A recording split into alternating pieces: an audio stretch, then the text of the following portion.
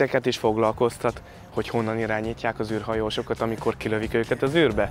Ha igen, akkor ez a videó nektek szól, tartsatok velünk most is!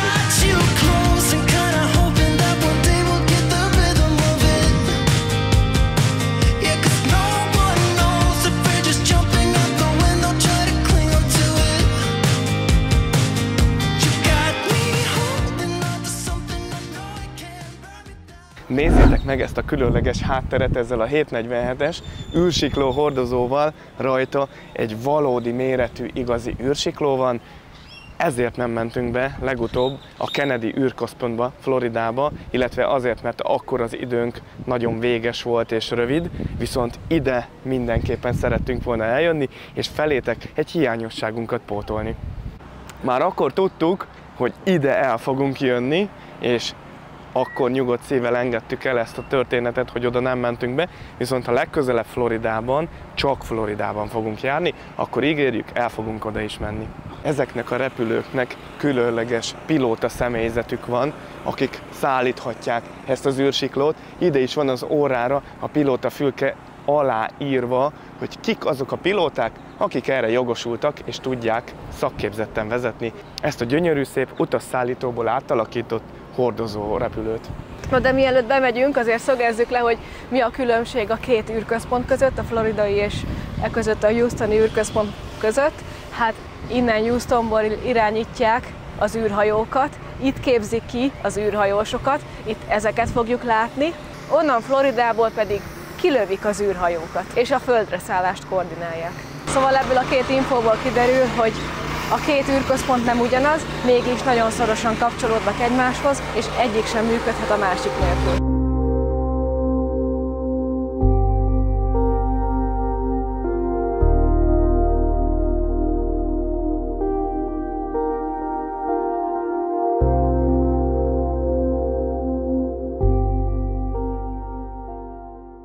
Na, bejöttünk ide az űrközpontba, ez a belseje, itt van egy hatalmas nagy tér, ahol van szuvenyírshop, itt van egy holdkő letéve, lehet nézelődni, információkat olvasni, ott a másik oldalon be lehet ülni egy ilyen kapszulába, és egy kis élményt gyűjteni, hogy vajon milyen lehet, egy 3D-s élményt, ott hátul pedig lehet kisvasutazni. Be akarsz ülni egy ilyen szimulátorba és hányni? Nem. Én nem bírom az ilyeneket. Akkor menjünk vasutazni meg WC-re. Nézd! Ez nagyon jól néz ki. Ez jól néz ki, nagyon. Come and take a walk with me. Challenge your wildest dreams. No more fear.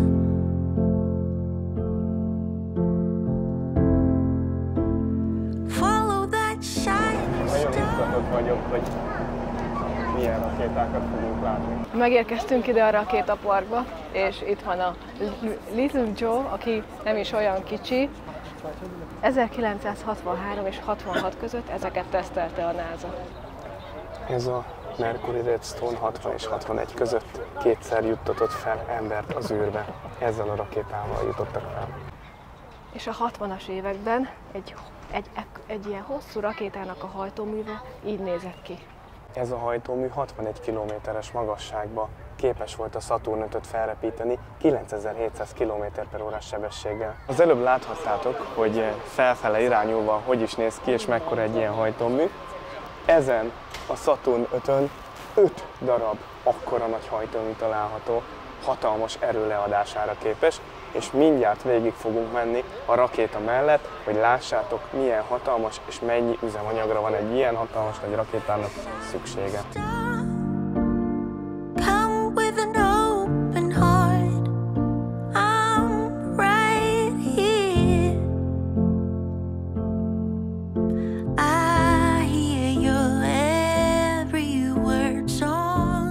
Ahhoz, hogy akkora sebességre fel tudjon gyorsulni ez a rakéta, ez a 42 méter magas első szekció, ami ugye, hogyha kiürül, akkor leválik erről a rakétáról. 791 000 liter kerozénra volt rá szükség, és több mint 1.260.000 liter oxigénre. 33.400 kilonewtonos lökési ereje van ennek a rakétának, és az, hogy ez a több mint 700 000 liter kerozin és több mint 1.200.000 liter oxigén elégjen, 2,5 percre volt csak szüksége. El tudjátok ezt képzelni? Ugye megkülönböztetünk kettőfajta rakétát, ami személyzetet szállít, és olyat, amelyik pedig árut szállít. Ennek a hossza változik. Az áruszállítói 110 méter hosszú összesen, a személyzet szállítói az valamivel 90 méter fölött jár. Elérkeztünk a második etaphoz, ahol már nem kerozinnal volt töltve a második rakétatöltet, hanem folyékony hidrogénnel és folyékony oxigénnel. Ez körülbelül 6 percig tudta gyorsítani a rakétát. A folyékony hidrogénből 980 000 literre, még a folyékony oxigénből 310 000 literre volt szükség hozzá. Ennek a rakéta résznek a hossza 25 méter, és a felhajtó ereje 5000 kN. Érkeztünk a harmadik etaphoz, amely kétszer tud égni, egyszer 3 és egyszer 5 percet. Ebben is ugyancsak folyékony hidrogén és folyékony oxigén található meg. Folyékony hidrogénből több mint 250 000 liter, még folyékony oxigénből 76 000 liter. Ennek a hossza kicsivel kevesebb, mint 18 méter. Gyertek, kukkantsunk bele a rakétának az úgynevezett tetejébe, ami a kapszulát is hordozza. Még korábban ilyen hatalmas nagy motorok és kürtők voltak, így nézzetek meg, ott belül ég már csak az elégetett üzemanyag, ami hajtja tulajdonképpen ezt a rakétát, és ez a rész egy hatalmas nagy kürtő már, és az előző rakéták, előző szekciók pedig egyszerűen leválnak a hordozóról. Gyertek, nézzük meg, hogy néz ki a rakéta teteje. És automatikusan itt vannak ezek a dobozok, és ezek oldják le az előző rakétát, hiszen ezek nagyon erősen hozzákapaszkodva kell, hogy legyenek. Fantasztikus, hogy mire nem képes az ember. És elérkeztünk a végéhez. Itt van a kapszula, amiben körülbelül 3 ember fér bele, és szinte hihetetlen, én alig hiszem el, hogy ez az egész modul, ez az egész, ezt lövik fel az űrbe. Hatalmas nagy. A rakéta másik felére pedig egészen visszamehetünk az Apollo 17-től az első indulásig. Gyertek és menjünk végig itt a fal mellett. Itt lehet látni ezen a falon, hogy kik voltak a kapitányok, sikeres volt-e az űrbelövés, és hogy vissza tudtak-e épségben térni a Földre. És mindjárt odaérünk az egyik leghíresebb Apollo küldetéshez, az Apollo 11-hez. Azért volt híres, mert ez volt az első olyan küldetés, amikor a kilövés után 1969-ben az emberek leszálltak a Holdra. A legénységben 3 ember volt benne, ugye Neil Armstrong, Buzz Aldrin és Michael Collins. Armstrong és Aldrin a Holdra kiszállt a Holdra, míg Collins a Holdkompon maradt. És így Armstrong lett az első ember, aki lelépett a Hold felszínére, és ugye innen terjed az a mondás, hogy kis lépés az embernek, de nagy lépés az emberiségnek. Ezért is olyan jelentős az a Houston, hiszen ide jelentkeztek be először a Holdról. Neil Armstrong a következőket mondta: Houston, a sas leszállt a Holdon épségben. És most pedig meg fogjuk nézni ezt a űrsikló szállító 747-est. Onnan jöttek föntről le, hiszen most a csomagokat, illetve a teher szállításra alkalmas szinten vagyunk.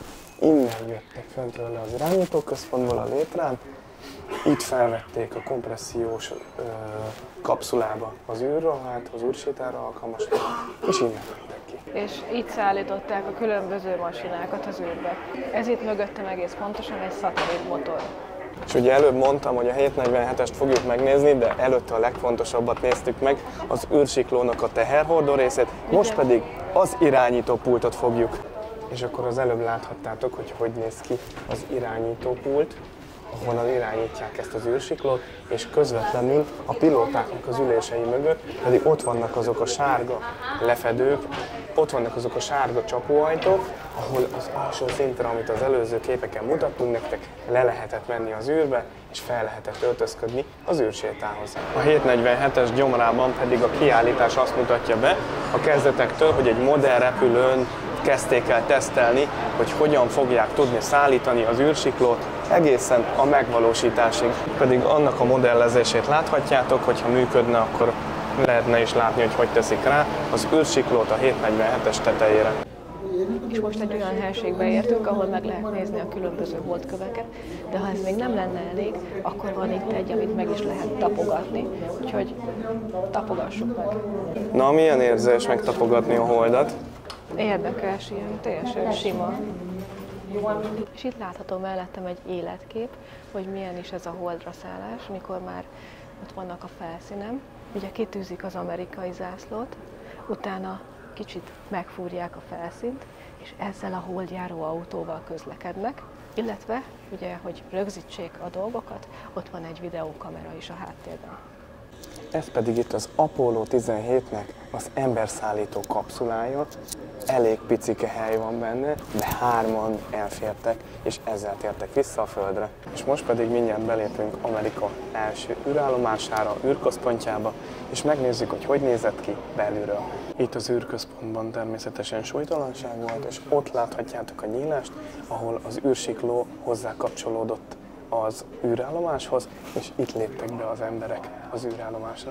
Ott felül láthattátok a konyhát, ahol lehetett enni, itt alatta a tusolókabint, a szobabiciklit, hogy az izmaikat az emberek, akik itt voltak az űrállomáson, azokat folyamatosan kordában tudják tartani, és volt egy megsemmisítő állomás is. A másik oldalon pedig itt volt az alvókabin. És visszatértünk arra a helyszínre, ahonnan elindultunk, és most fedeztük fel, hogy egy külön szekcióban még a Mars missziót is meg lehet nézni. Oda eddig emberek nem jutottak el elvileg, csak robotok. Vissza fognak térni a Holdra is. Itt mögöttem ezen a táblán meg lehet nézni, hogy hova szálltak már le a Holdra, és hogy a jövőben hova terveznek még leszállni. Itt a Hold, nézzétek! Ja igen, tényleg. Most sétáltunk az előbb átalatta. De jó. Nagyon jó. Gyertek, nézzünk be a szuvenírboltba is. Lehet venni minden NASA-val kapcsolatos dolgot, lehet venni űrruhát, lehet venni kabátot, amire rá van írva, meg a babáknak is lehet venni. Ilyen, ez micsoda? Ilyen rugdalózót, űrsapkát is lehet venni, szóval mindent, amit el tudtok képzelni. Itt a Laika kutyus, nézzétek! Ő is fent járt az űrben. Ebben megiszod a kis fél decidet otthon, és eltűnsz az űrben. De nézzétek meg, mutasd meg a pólód, neked már nekem már van. Jöttél. Én názásba jöttem. Ez nekem járna ez a fél deci most. Ennek nem elég a fél deci. Ez ilyen hatalmas nagy kulacs. Mennyibe kerül ez? $45 kerül. És várjatok, Fémből valaki van. asztronauta fejéből akarna inni, ne talántán, akkor azt is meg tudja tenni. Van neked egy ilyen uzsitasi. Ez mondjuk legalább jól néz ki. Ez $100. Nézzétek, találtam egy hasznos dolgot a konyhába. $25 kerül. Na például ilyet vennék, csak nem itt. Gyertek, menjünk le és nézzük meg, hogy hol képzik ki az űrhajósokat. Ugye a két űrközpont abban különbözik egymástól, hogy itt képzik ki az űrhajósokat, itt vannak ezek a lebegő szobák, kompressziószobák, illetve innen irányítják az űrhajókat, a Kennedyről pedig, ami Floridában található, onnan lövik és oda is érkeznek vissza. Egészen különleges érzés itt lenni, látni a különböző asztronauta felszereléseket, hogy hogyan épül fel az űrbe kirepülés. És itt pedig lehet látni a nemzetközi űrállomáshoz kapcsolódó, nemzetközi kooperációban működő 15 ország részvételével a különböző kapszulákat. Például a Kokáért a SpaceX-et is ugye itt tesztelték, és a Kennedyről lőtték fel, ha jól tudom. Ez egy privát cég, és a Boeing is tesztel űrbe fellőhető dolgokat. Visszaértünk a túráról, ide, vissza a központba, még körül lehet egyet nézni, és aztán megyünk kifele. Na srácok, véget ért a túránk, és mindent megnéztünk, amit meg szerettünk volna. Indulunk tovább. Most vár ránk egy olyan körülbelül 7 órás út, vagy Little Rockba fogunk aludni, vagy pedig, hogy hívják a másik helyet? Texarkana. Texarkanába. Még nem tudjuk, attól függ, hogy mennyire leszünk fáradtak, de induljunk tovább akkor. Csá!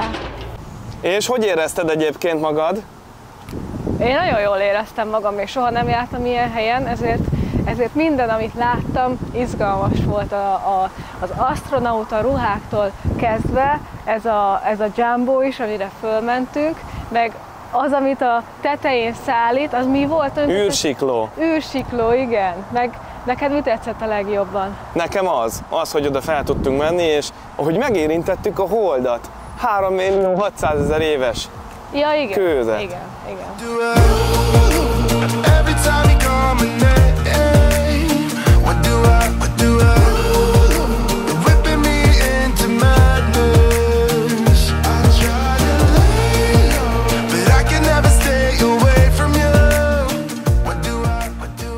És mielőtt elhagyjuk Texast, megvan az In-N-Out burgerünk, nézzétek csak! 6 kis burger itt sorakozik, és várja, hogy megegyük. Hiszen itt Texasban is van már In-N-Out.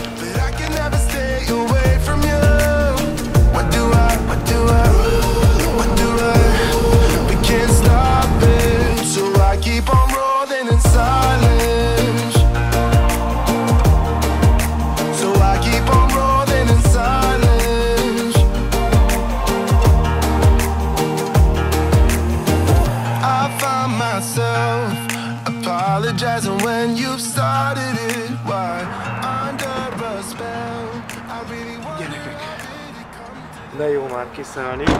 Ugye legutoljára Houstonba álltunk meg, amikor megvettük a hamburgert, és azóta végig a kocsiban ültünk, hogy minél hamarabb ideérjünk, mert ott a dugó miatt nagyon sokat vesztettünk az időnkből. Gyorsan pakoljuk ki az autót, és húzzunk fel a szobába. Szóval az a lényeg, hogy felújítják a szállodát, de ez ki is volt írva az oldalra, ahol foglaltuk. Minket ez nem érdekel. Szóval minket ez nem zavar, hogy újítják, hiszen az applikációban is írták, hogy felújítás van, és ezért elnézést kérnek. Lássuk a szobát, hogy milyen lesz. Ez, ha jól tudom, akkor egy ilyen suite, szóval kis konyhasarok is van benne, amire igazából most nekünk szerintem annyira szükségünk nincsen, de azért megmutatjuk nektek.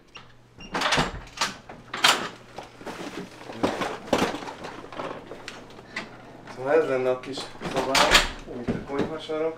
Még mosogatógép is van. Igazából nem is ez a fontos, hanem hogy legyen egy kényelmes, szép, tiszta ágy és tiszta fürdőszoba. Megérkeztünk az utolsó városunkba, itt Texasba.